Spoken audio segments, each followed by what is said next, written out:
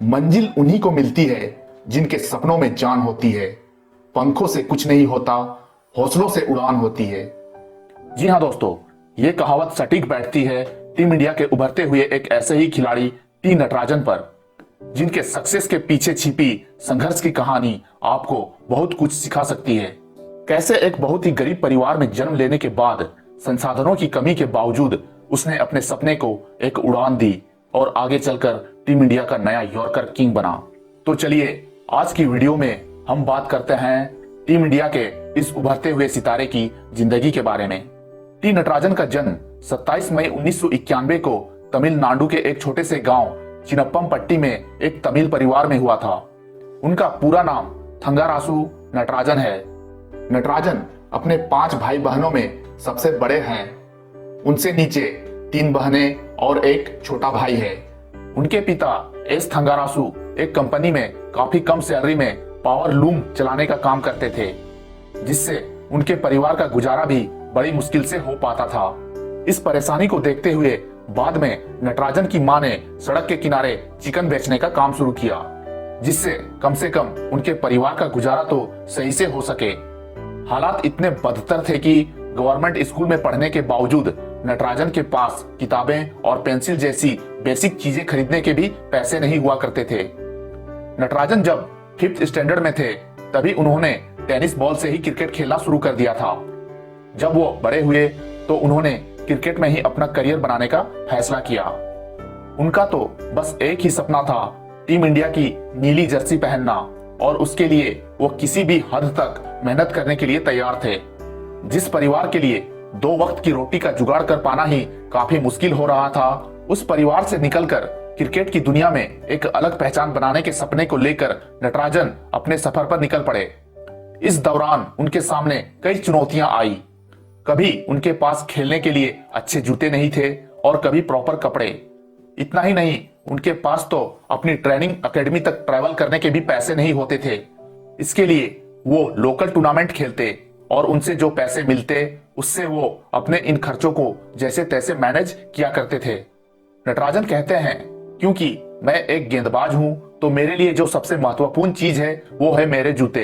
प्रायः जब हम किसी टीम के लिए खेलते थे तो वो टीम ही मेरे शूज को स्पॉन्सर करती थी। इसीलिए जब भी मैच खेलने के दौरान मुझे जूते मिलते तो मैं उन जूतों का काफी ध्यान रखता था, ताकि मैं उन्हें लंबे समय तक इस्तेमाल कर सकूं। क्योंकि मेरे पास इतने पैसे नहीं होते थे कि मैं इतने महंगे जूते खुद खरीद सकूं। इसी बीच नटराजन पर उनके गुरु जयप्रकाश की नजर पड़ी और यहां से नटराजन की जिंदगी में सकारात्मक बदलाव आने लगे। जयप्रकाश ने नटराजन के टैलेंट को देखते हुए उन्हें गेंदबाजी की ट्रेनिंग के लिए चेन्नई भेज दिया। इस दौरान नटराजन के जो भी खर्चे थे वो सब जयप्रकाश ने खुद उठाए। साल 2011 में नटराजन ने पहली बार चेन्नई की तरफ से एक 4th डिवीजन टूर्नामेंट में खेलते हुए अपने क्रिकेट करियर की शुरुआत की। इस टूर्नामेंट में अच्छा प्रदर्शन करने के बाद उनका अगला टारगेट था तमिलनाडु की रणजी टीम में शामिल होना। जनरली लोगों को रणजी टीम में आने के लिए अंडर 16, अंडर 19 और अंडर 23 टूर्नामेंट मैचों में अपनी उपयोगिता साबित करनी होती है, लेकिन नटराजन के टैलेंट को देखते हुए साल 2014-15 के रणजी सीजन में तमिलनाडु की टीम ने डायरेक्ट उन्हें अपनी टीम में ले लिया था।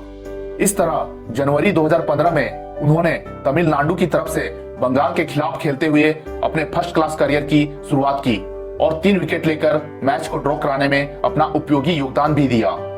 इसके बाद नटराजन के लिए रास्ते खुलने लगे। आखिरकार साल 2017 में नटराजन की किस्मत ने करवट ली, क्योंकि फर्स्ट क्लास क्रिकेट और कई डोमेस्टिक क्रिकेट में किए गए नटराजन के शानदार गेंदबाजी को देखते हुए साल 2017 के आईपीएल ऑक्शन में उन्हें किंग्स 11 पंजाब की टीम ने 3 करोड़ में खरीद लिया था। अब बस नटराजन को केवल अपना बेस्ट देने की जरूरत थी, लेकिन इस बार नटराजन इस मौके को सही तरह इस्तेमाल नहीं कर पाए और 6 मैचों में केवल 2 विकेट ही ले सके। इसके बाद रणजी ट्रॉफी खेलने के दौरान उन्हें एल्बो की इंजरी भी हो गई और उन्हें सर्जरी भी करवानी पड़ी।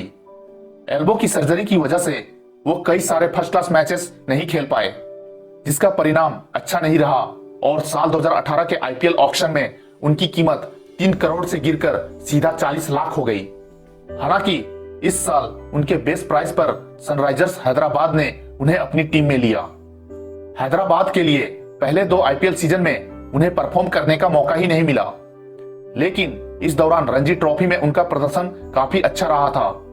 आखिरकार साल 2020 के आईपीएल सीजन में उन्हें हैदराबाद की टीम ने ग्राउंड में उतरने का मौका दिया। इस बार नटराजन ने इस मौके को हाथ से जाने नहीं दिया और शानदार गेंदबाजी करते हुए टूर्नामेंट में 16 विकेट चटकाए, जिसकी मदद से हैदराबाद की टीम प्लेऑफ के लिए क्वालिफाई करने में कामयाब रही। इतना ही नहीं, वो हैदराबाद की तरफ से राशिद खान के बाद सेकंड हाईएस्ट विकेट टेकर भी रहे। हैदराबाद की तरफ से खेलने के दौरान वो मुथैया मुरलीधरन और वीवीएस लक्ष्मण जैसे महान खिलाड़ियों से भी मिले, जहां उन्हें इन दिग्गज खिलाड़ियों के साथ रहते हुए काफी कुछ सीखने को मिला। इस आईपीएल सीजन में नटराजन ने जिस तरह से डेथ ओवर्स में गेंदबाजी की थी, उसने सभी को काफी प्रभावित किया था, खासकर इंडियन क्रिकेट टीम के सिलेक्टर्स को। उनके इस टैलेंट को देखते हुए आखिरकार उन्हें इसी साल अक्टूबर में ऑस्ट्रेलिया दौरे पर जाने वाली भारतीय टीम के 4 अतिरिक्त गेंदबाजों में शामिल किया गया।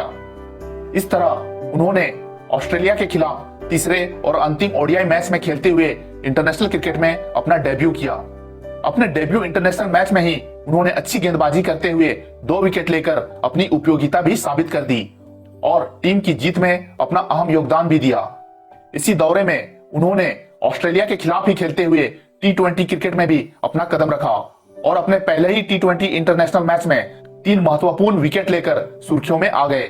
इसके अगले मैच में भी उन्होंने 2 विकेट लेकर भारतीय टीम को सीरीज में 2-0 की अजय बढ़त लेने में महत्वपूर्ण भूमिका निभाई।